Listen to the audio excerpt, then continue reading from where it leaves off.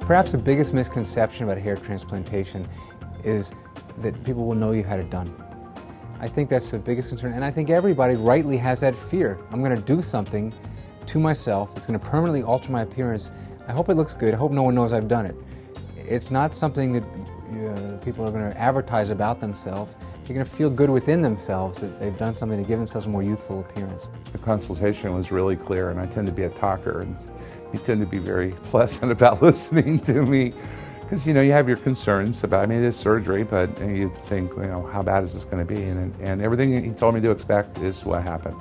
So I felt really good about it. About 95% or more of people lose hair because of a phenomenon of androgenetic alopecia, meaning androgen, testosterone component, and genetics, what you inherited from your mother, your father, and your grandparents. I didn't want to go shaving my head like everybody else because I don't like the look. I mean, some people it works, but I got an odd-looking head.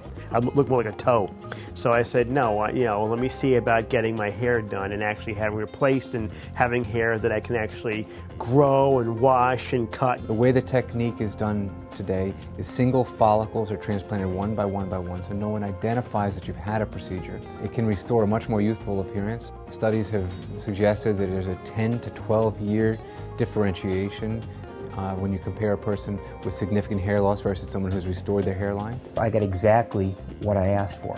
I wanted to be 40-something and not have a hairline, of a young kid down around my eyebrows. I wanted a really nice, real-looking hairline that people wouldn't say, oh, did you get something done? The reason that hair transplant works is that the hairs in the back and the sides of the head don't have the ability to pick up the hormone that causes hair loss. So if these hair follicles don't have the receptors for that hormone, when we move them, they don't take on the receptors and they'll never fall out. There wasn't really any pain involved. You would think there would be just intuitively when you think about the procedure. Once the area is numb, a patient doesn't feel any discomfort throughout the day. The hair is removed carefully and it's reimplanted with exquisite care. There's virtually no discomfort whatsoever during that part of the procedure. The following day or two, there may be a minor throbbing or headache, sense of tension in the back of the head, for which medication is provided. After you have the procedure, and you go through a healing, and then the hair that they transplanted falls out, so you think, oh my God, nothing's going to happen.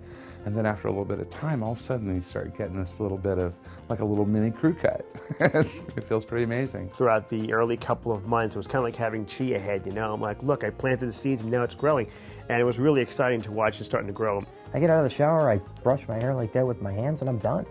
I go to my hairstylist, I've been with her for a while, and she still can't believe that this is a hair transplant surgery.